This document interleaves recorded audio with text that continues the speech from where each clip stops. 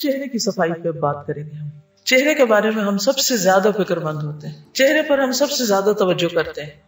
چہرے کے بارے میں قرآن مجید میں آتا ہے وجوہ یومئذ مسفرہ ضاحکۃ مستبشرہ. قیامت کے دن کچھ چہرے روشن ہوں گے، ہنستے مسکراتے ہوں گے، خوش خوش ہوں گے، اور کچھ چہرے سیاہ ہوں گے، غمزدہ ہوں گے، پریشان ہوں گے. چہرے کی خوبصورتی دن میں 5 مرتبہ وضو کرتے ہوئے اسے اچھی طرح دھونے سے خود بخود آ جاتی. قیامت کے دن نبی صلی اللہ علیہ وسلم اپنی امت کو وضو کے اعضاء کے چمکنے کی وجہ سے پہچانیں گے. جو شخص یہ چاہتا ہے کہ اس کے چہرے کی چمک بڑھ جائے وہ کیا کرے؟ اچھے طریقے سے وضو کرے، خوشی سے وضو کرے، وضو کا اہتمام کرے، وضو کو اپنے لیے بوجھ نہ سمجھے. لیکن چہرے پر کوئی ایسا کام نہیں کرنا چاہیے جو اللہ رب العزت کو ناراض کرنے والا.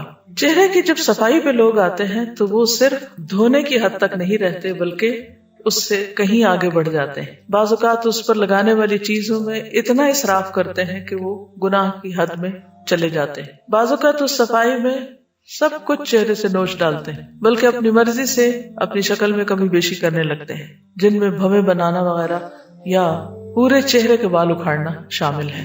اس سے منع کیا گیا ہے. ہر ایج کی اپنی ایک خوبصورتی ہوتی ہے.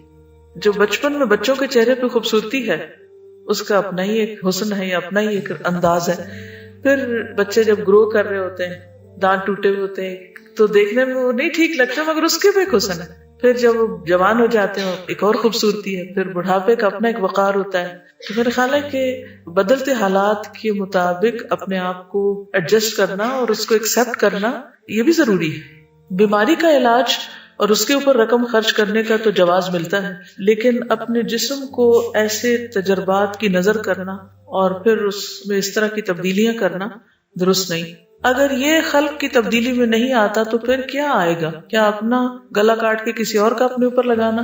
یعنی خلق کی تبدیلی جس کا قرآن میں ذکر آیا ہے وہ پھر ہے کیا اگر یہ نہیں؟ تو ایکسپینسو پروسیجرز بھی ہوتے ہیں اور یقیناً ان کے سائیڈ ایفیکٹس بھی ہوں گے کیونکہ نیچر میں خلل جو ہے وہ انسان کو ہمیشہ کاسٹلی پڑتا ہے. جو شخص یہ چاہتا ہے کہ اس کے چہرے کی چمک بڑھ جائے وہ کیا کرے؟